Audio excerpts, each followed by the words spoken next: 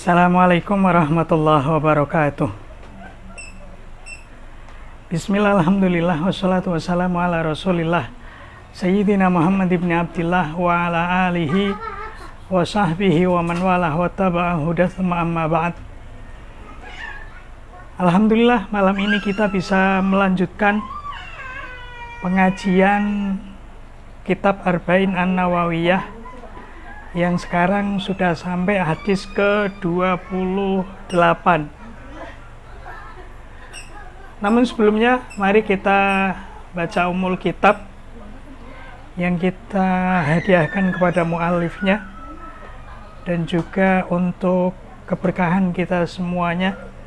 Al-Fatihah bil qabuli wal iqbal wa salahil ahwali wal a'mali wal iyal fil hali wal istiqbal wa annallahi yuzayyinu safahati ayyamina wa majalisana bi anwaril ilmi wal ibadah wa ikhtimuha bin nujhi wan nushi was sa'adah wa yarfa'u an qulubina ghasyawatal ghafla an mulahadhatil jabarut hatta nusyahida ajaiba sunaihi fil mulki wal malakut wa yubsiruna bi mawaqi'a aqdamina wa matarihi absarina ma kayfi uqulina litara bawatinal umuri min zawahiriha wa haqqiha min batiliha wal bisuna hullatat taqwa wal irfan wa ayu ammana min nawaibi surufil hadathan wa yakfiyana syarra hawadithi akhir zaman wa yaj'alana min abidil ihsan wa yakhtim lana bi khatimati syahadati wal iman bila mihnatin wal imtihan wa ila hadratin nabiyil adnan. Al-Fatihah. A'udzu billahi minasyaitonir rajim. Bismillahirrahmanirrahim. Alhamdulillahi rabbil alamin. Arrahmanir rahim. Maliki yaumiddin. Iyyaka na'budu wa iyyaka nasta'in. Ihdinas siratal mustaqim. Siratal ladzina an'amta 'alaihim ghairil maghdubi 'alaihim waladdallin. Amin. Bismillahirrahmanirrahim. Qala al-muallifu rahimahullahu ta'ala wa nafa'ana bihi wa bi'ulumihi fid dharaini amin. Al haditsu tsamin wal ishrun, utawi hadis kang nomer 28. An Abi Najihin iku diceritakake saking Abi Najih Al-Irbad bin Sariyata, rupane sahabat Irbad bin Sariyah radhiyallahu muga-muga ngedahake bendu sinten Allahu Gusti Allah anhu saking Abi Najih. Kala matur sinten Abu Najih, wa adzona mituturina ing kita sinten Rasulullah sallallahu alaihi wasallam. Salamu muga-muga paring rahmat ta'zim sinten Allahu Gusti Allah alaihi ing atase Kanjeng Nabi wasallam lan paring keselamatan. Wa adzona mau'idzatan kelawan pitutur wajilat kang wedi minha saking mau'idzah apa al-qulubu pira-pira ati wa dzarafat lan mili minha saking mau'idzah apa al-uyunu pira-pira mripat. Fakulna mongko nulin ngucap sapa kita, ya Rasulullah, duh Rasulullah, kanaha kaya-kaya sak temene mau'idzah iku mau'idzatu muwaddiin, pituture wong kang arep pamitan. Fausina mongko paring wasiat panjenengan Kanjeng Nabi na ing kita.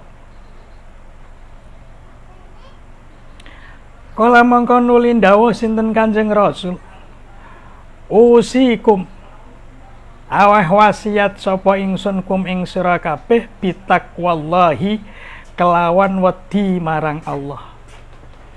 Azza maha mulya sinten Allah wa jallalan maha agung. Usikum bitaqwallah wa sam'i lan rimo ay al-qabul tegese nrimo wa ta'ati lan taat wa in ta'amara senajan dadi pimpinan alaikum ing atase sira kabeh sapa abdun budak, sapa abdun kawula. Fa innahum mangko sak temene kelakuan iku man utawi sapa bae wong yaish iku gesang sinten man mingkum saking sira kabeh fasayara mongko bakal ningali sapa man ikhtilafan ing pira-pira ikhtilaf persulayan perbedaan kathiran kang akeh fa'alaikum mongko netepono sira kabeh bisunnati kelawan sunah ingsun bisunnati kelawan tindak lampah ingsun wa sunnatil khulafair rasyidin lan sunae khulafair rasyidin al mahdiin kang angsal pituduh mimbakti saking sakwise ingsun abdu gegeto sira kabeh nyokoto sira kabeh alaiha ing ngatasé sunnati wa sunnatil khulafair rasyidin pinawajid kelawan gigi geraham wa iyyakum lan wadya sira kabeh wa muhdatsatil umuri lan ing pira-pira anyare pira-pira perkara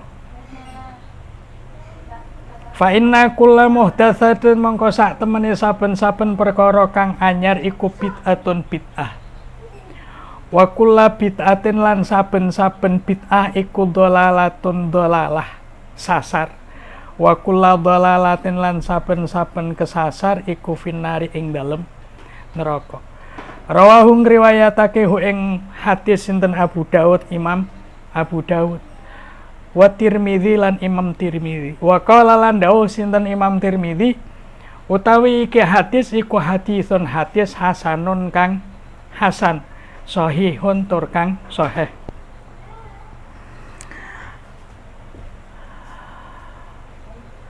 hadis ini para pemirsa ini hadis yang ke-28 dari hadis Arba'in An-Nawawiyah.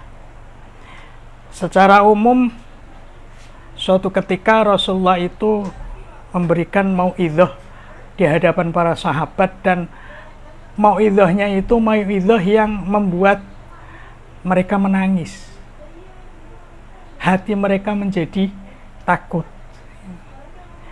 Bahkan ada sahabat yang punya perasaan, oh ini jangan-jangan nasihat perpisahan. Karena Rasulullah sudah hendak meninggalkan umatnya. Makanya ada yang mengatakan, ya Rasulullah ka'annaha mau'idhatu muwaddi. Kanjeng Rasul, jenengan paring mau'idhah. Kok sepertinya sudah mau'idhah, mau pamitan. Maka dari itu berilah wasiat kepada kami ya Rasulullah. Akhirnya Rasulullah pun memberikan wasiat, usikum bitaqwallah. Aku berwasiat kepada kalian untuk bertakwa kepada Allah, takut kepada Allah. Secara ringkas, takwa Allah itu ya menurut Imam Ali karramallahu wajhah, itu dijelaskan dengan bahasa yang singkat. Kalau umumnya kan imtithalul awamir wajtinabun nawahi, melaksanakan perintah-perintah dan meninggalkan larangan-larangan. Kalau Sayyidina Ali karramallahu wajhah itu memberikan pengertian tentang takwa.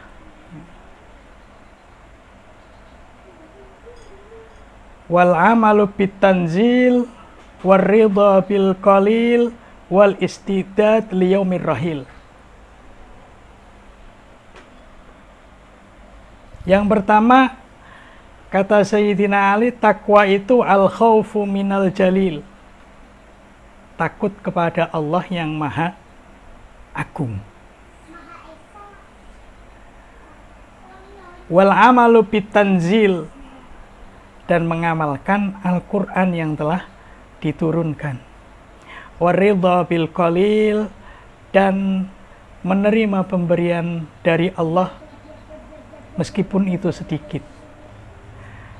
Yang terakhir, wal isti'dad liyaumir rahil, dan bersiap-siap menyambut kematian, menyambut kedatangan sesuatu yang pasti akan datang kepada kita. Itu takwa, ya. Al khawfu minal jalil wal amalu bit tanzil wal ridha bil qalil wal isti'dad liyaumir rahil.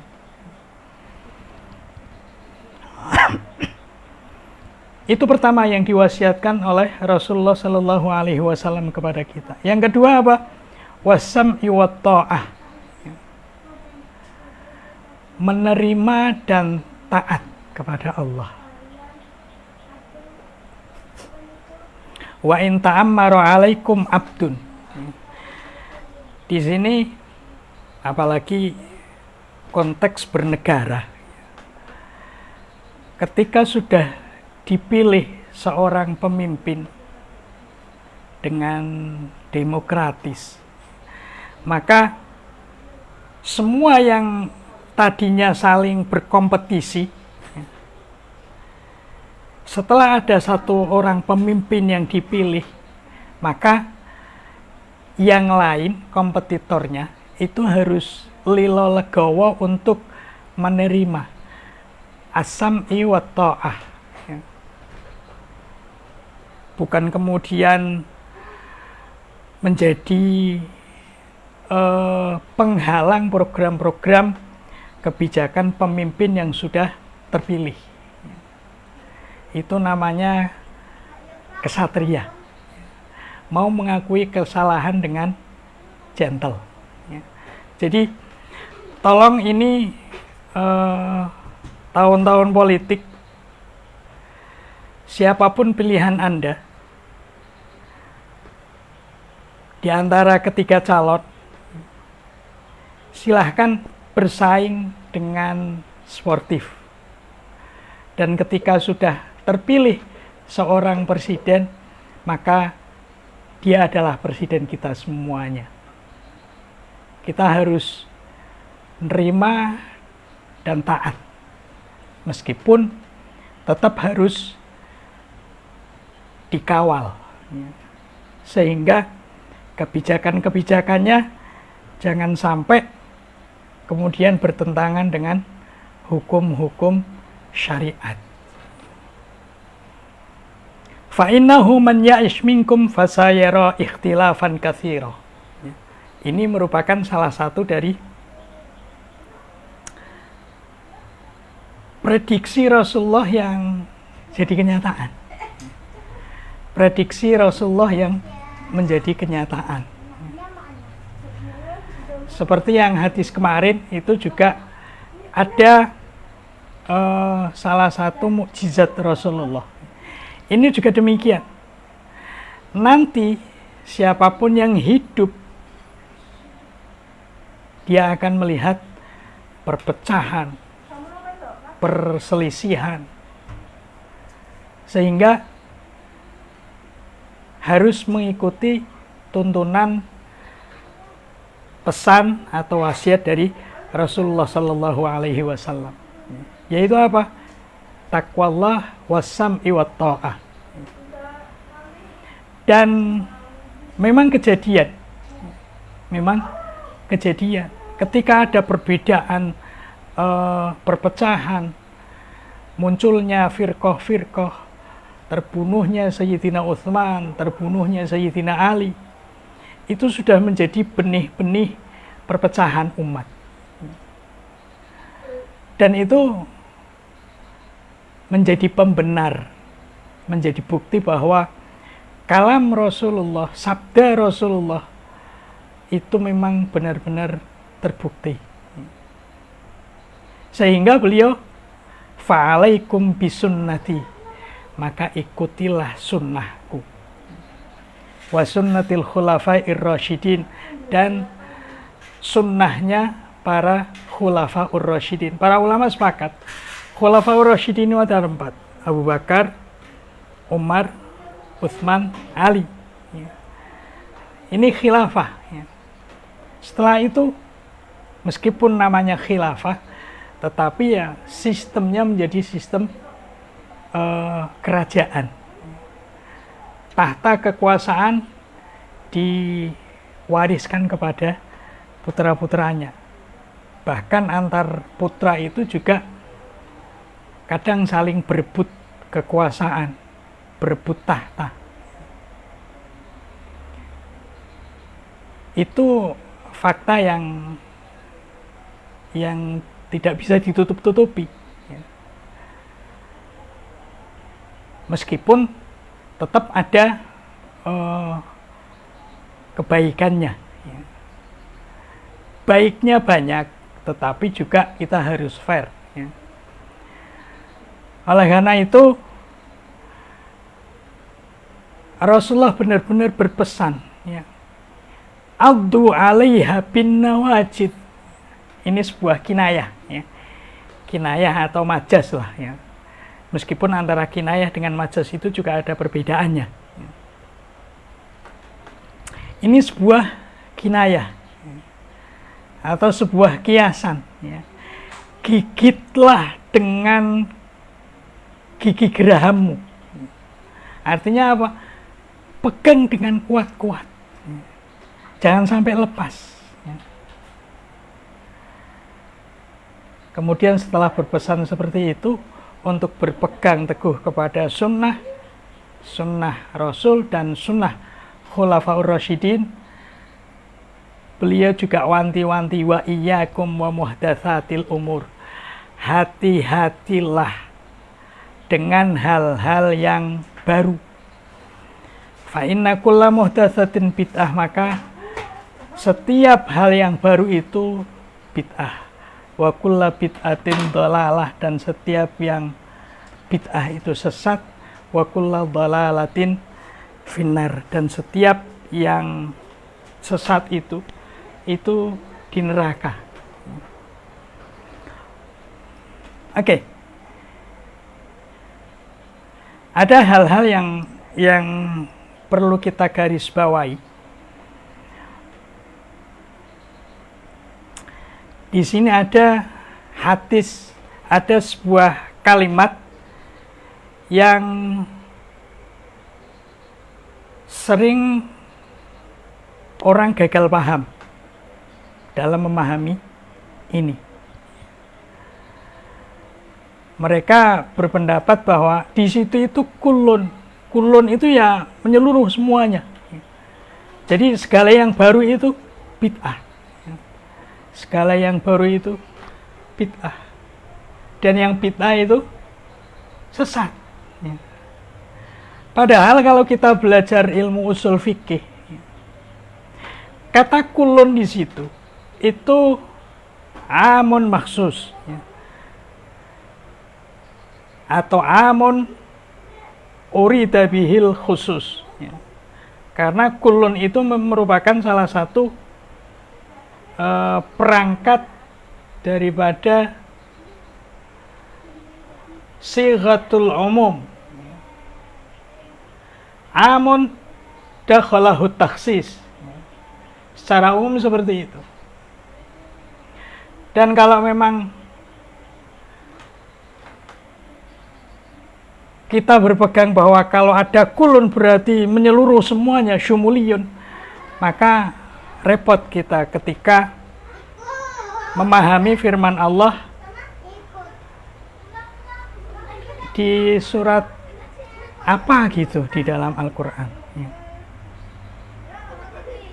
Tudammiru kulla syai'in bi amri rabbiha. Kisahnya tentang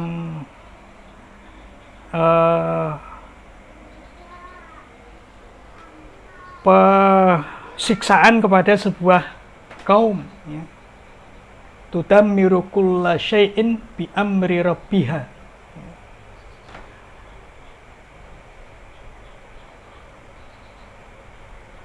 Fa asbahu la yura illa masakinuhum. Yang pertama, tudammiru kulla syai'in, menghancurkan segala sesuatu. Artinya kalau kita memang benar-benar mengatakan kulun itu menyeluruh, syumuliyun, maka ya nggak akan ada yang tersisa ketika sudah tudammiru kulla syai'in bi amri rabbiha. Tetapi kemudian di situ ada illah, ada pengecualian. La yura illa masakinuhum.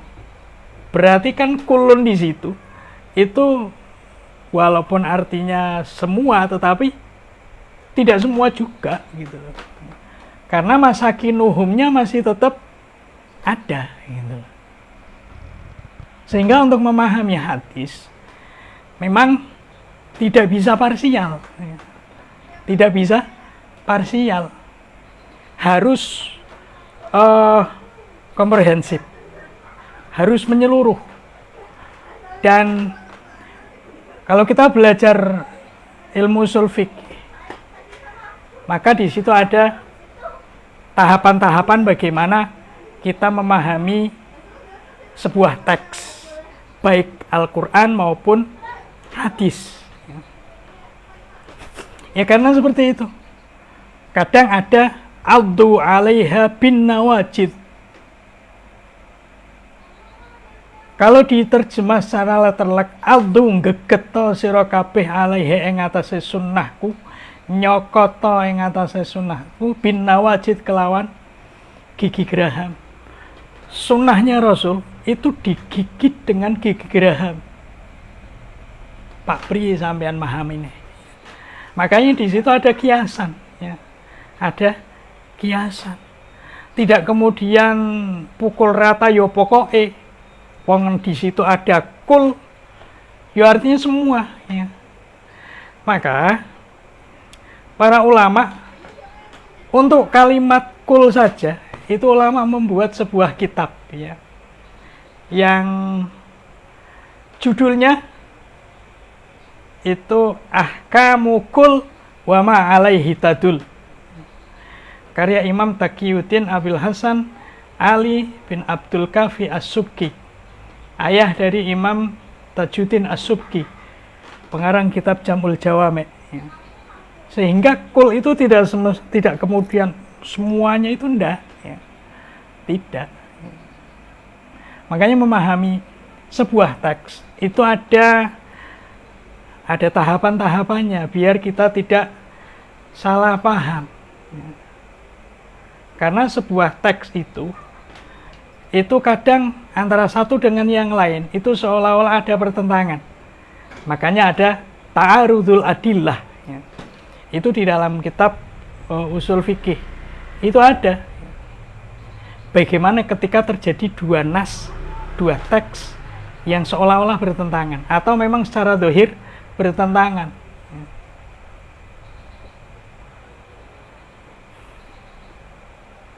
Di dalam sebuah hadis, ya, dikatakan khairus syuhudi man istashhada qabla ayyustashhada. Satunya lagi sama-sama hadis, syarrus syuhudi man istashhada man syahida qabla ayyustashhada. Yang satu sebaik-baik saksi, yang kedua sejelek-jelek saksi. Belakangnya sama. Ini kan seolah-olah bertentangan. Seolah-olah bertentangan. Sehingga orang-orang yang tidak suka ketika melihat dua hadis itu dan itu bertentangan, itu yang akan ditembak adalah Nabi kita, Rasulullah Shallallahu Alaihi Wasallam. Mereka akan mengatakan Nabi kalian itu mencela-mencela. Kemarin bilang khairus syuhudi, sekarang syarrus syuhudi. Sebaik-baik orang yang bersaksi adalah mereka yang bersaksi sebelum diminta untuk bersaksi. Sementara yang kedua, sejelek-jelek saksi adalah orang yang bersaksi sebelum diminta bersaksi. Belakangnya sama, depannya beda. Ini kan bertolak belakang. Nah, bagaimana ketika mendapatkan hadis atau Quran yang seolah-olah bertolak belakang. Maka ulama-ulama usul fikih itu sudah membuat tahapan-tahapannya, ya, untuk memahami nas. Itu ya harus dilihat dulu nas-nas yang saling berkaitan dengan tema tersebut, dikumpulkan semuanya. Ini metode untuk memahami sebuah teks, ya. Dikumpulkan dulu, misalnya hadis tentang ini. Ini ada ayat yang berbicara tentang ini enggak? Ada hadis lain yang berbicara tentang ini enggak? Ya. Nah, dalil-dalil yang sudah terkumpul itu kemudian disusun dengan rapi. Ya. Makanya untuk memahami teks, pertama harus jam'ul adillah. Kumpulkan semua teks-teks yang saling berkaitan. Setelah teks-teks itu terkumpul, baru tahapan kedua adalah husnu targhibil adillah. Ya. Mengumpulkan teks-teks itu dan menyusunnya agar menjadi sebuah gambaran yang mudah untuk dilihat. Husnul targhibil adillah ini saya sering mengilustrasikan. Ini seperti menyusun puzzle. Jadi serpihan-serpihan dalil yang sudah dikumpulkan itu belum menggambarkan sebuah objek yang jelas, ya. Karena dalilnya belum disusun.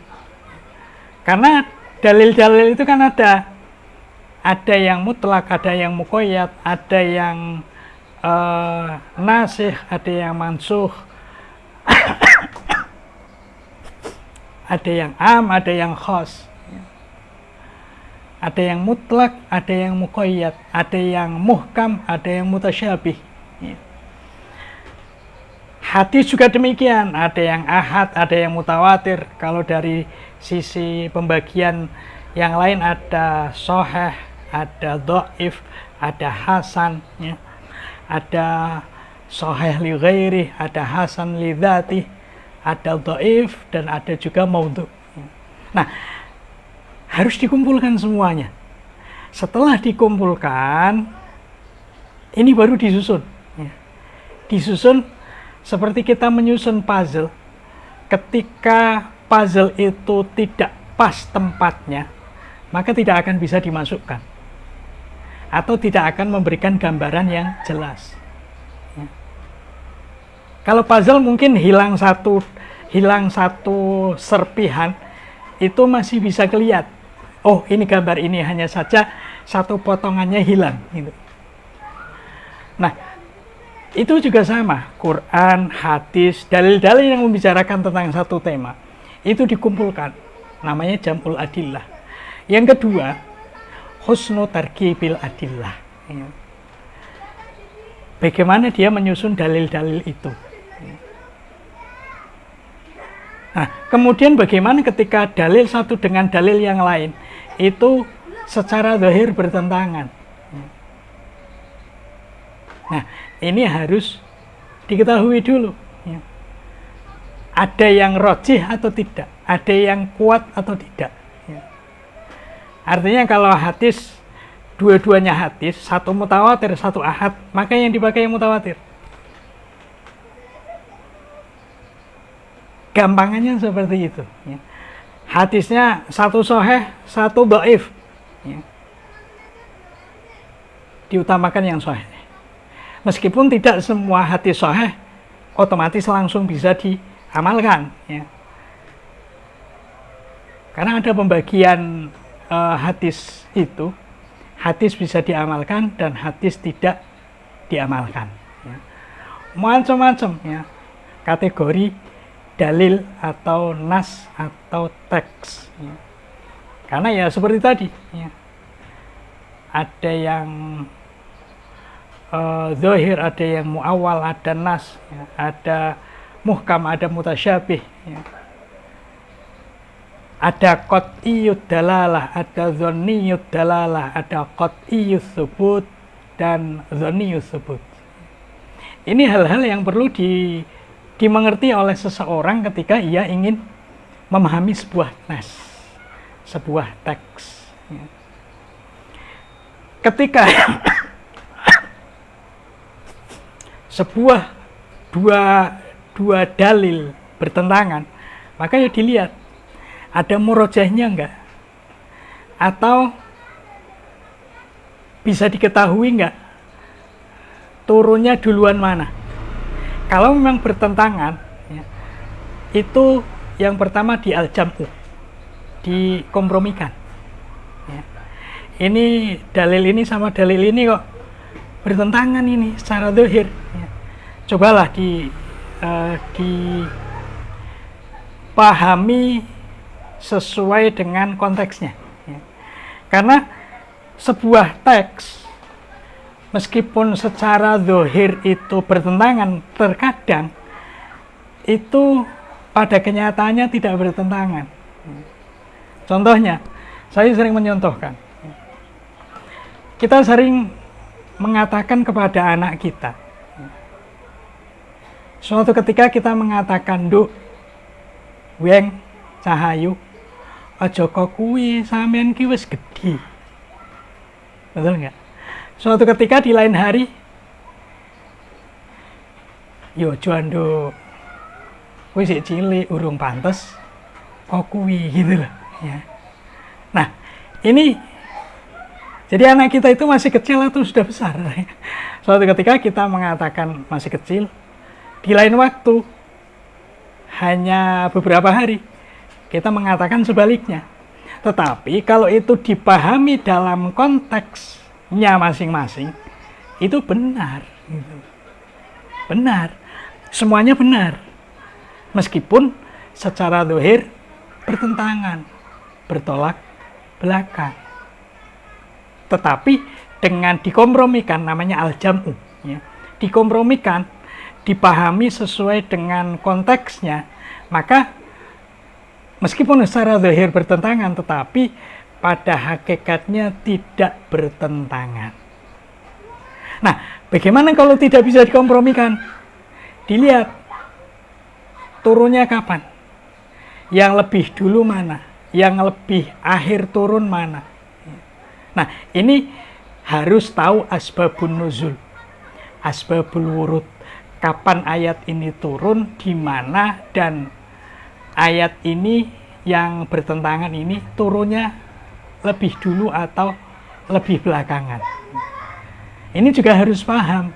Nah, kalau dua nas ini bertentangan dan tidak bisa dikompromikan, maka dilihat nasah mansuh. Yang turun belakangan ini akan menasah, akan menghapus ayat yang turun terlebih dahulu. Seperti itu. Atau mungkin ditarjeh dulu, ya. Ditarjeh dulu. Ini bertentangan, lebih kuat yang mana? Makanya ada tahapan-tahapan yang harus dilalui. Sama seperti ini. Ini kulun, tidak kemudian semua, kemudian bid'ah, ya. Wa kullu bid'atin dhalalah. Karena menurut para ulama ini adalah amun urida bihul khusus, sehingga tidak menimbulkan konflik di masyarakat. Karena bacanya hadis ini tok, kemudian semuanya yang tidak ada di masa Rasulullah bid'ah, sesat, neraka, ya. Itu tanda-tanda orang yang ngopine kurang kental, tulane kurang adoh, ya. Kalau jak ngopi, ya.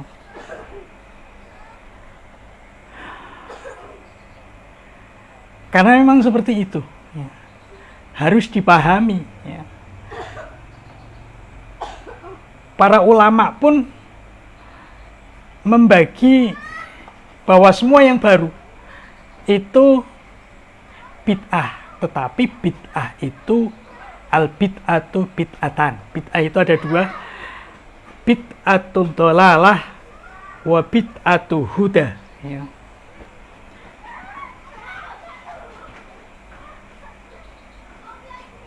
Ada juga yang membaginya dengan bid'ah dolalah dan bid'ah hasanah. Ya karena di jam'u tadi dikumpulkan dalil-dalilnya. Kenapa ada bid'ah hasanah? Wong ini jelas kullu bid'atin dolalah. Semua bid'ah itu sesat. Kenapa kemudian ada bid'ah hasanah? Karena Sayyidina Umar ketika mengumpulkan masyarakat untuk sholat tarawih berjamaah, itu beliau komentarnya apa? Nikmatil bid'atu hadhihi. Sebaik-baik bid'ah ya ini, gitu loh. Artinya apa? Kita juga mengikuti para khulafaur rasyidin, ya. Dan sesuatu yang baru itu biasanya menggunakan dalil man ahdatsa fi amrina hadza ma laisa minhu fahuwa raddun. Semua hal yang baru itu ditolak, ya. Tetapi kalau kita mendekatinya dengan mafhumul mukhalafah, ya, man ahdatsa fi amrina hadza, siapapun yang membuat baru dalam agama kita ini, ma laisa minhu, yang tidak ada asalnya di dalam agama, fahuwa raddun, maka akan ditolak. Tetapi kalau kita menggunakan mafhum mukhalafah, man ahdatsa fi amrina hadza ma minhu, artinya ada cantolan hukumnya, ada dasarnya, maka ya fahuwa makbulun.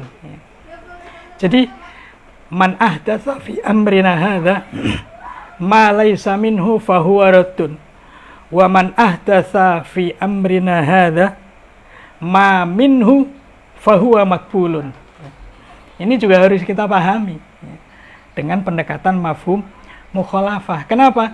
Karena ada hadis lain yang mengatakan man sanna sunnatan hasanatan falahu ajruha wa ajru man amila biha ila akhirih. Hadza wallahu ta'ala a'la wa a'lam wa ajalla wa akram wa sallallahu ala sayyidina Muhammadin wa ala alihi wa sahbihi wa sallam walhamdulillahi rabbil alamin. Assalamualaikum warahmatullahi wabarakatuh.